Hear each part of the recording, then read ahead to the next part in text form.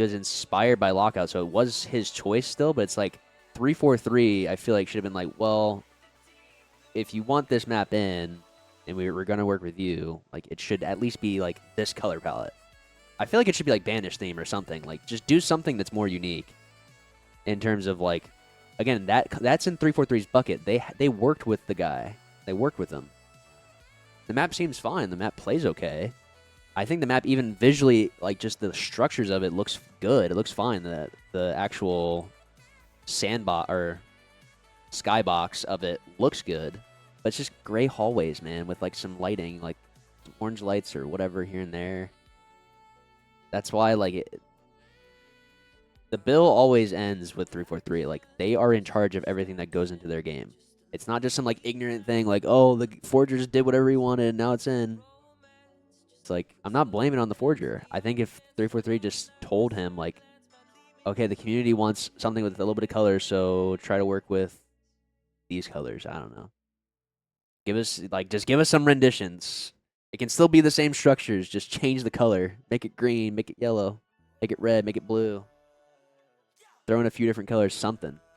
Like, I don't care if Rig looked exactly like Rig in H5. That's okay. I don't want it to look like just some gray, like washed out gray map that we've already gotten time and time again. Argyle is basically the same thing. It's like all brown and gray. It's got like, it almost has like a rigged orange hue to it to some extent with just like the lighting in the map, which like, I think realistically Argyle is actually one of the better looking ones still in terms of lighting. And like the skybox too is I think a little bit better, but still just mostly hallways. But there's at least some more color to it. And that's just how I feel like we should be going with it. We literally have the strongest forge in existence out of any game by a mile, and there's just no way. I think they want color neutral because of the player choice of enemy color. Don't want anyone to blend in. No, because enemy... that's just bad. Like, that'd just be bad design if that actually would be the case. Because that's like...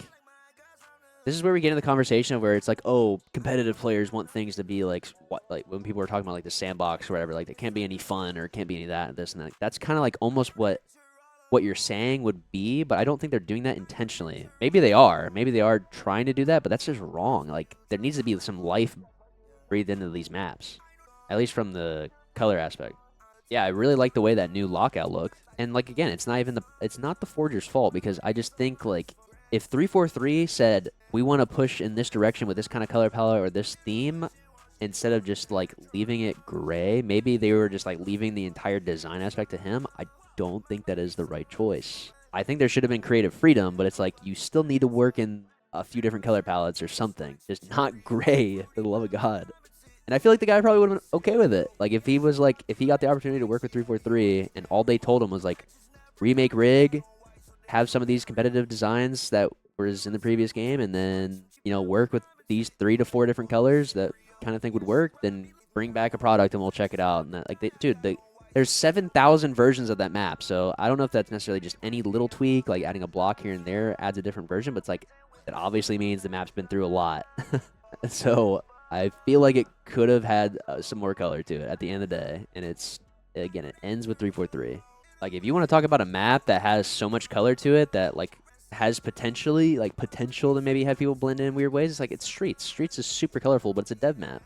That's fine, too. Livefire got a lot of shit, too, because it kind of looked like a Forge map from the very beginning. To some extent, it does. But it's like, when you look at Livefire and you look at the rest of, like, the Forge palettes, like, you can tell the difference. But still, like, there's some color to it. You got the blue skies. You got, like, the mountains in the background. You got the grass. You got the water. You got the pelicans, whatever. You got some added features to it that adds a different depth, different color, instead of just, like, the white walls, white and gray walls, brown, like, rock. That's just, like, everywhere. That's what, like, every single Forge map has just had a very similar, just, like, dead kind of feel to it. All right, guys, we're about to get into it, so I'm just going to go ahead and cut the cam for now and enjoy the matches. So I'll talk to y'all in a little while.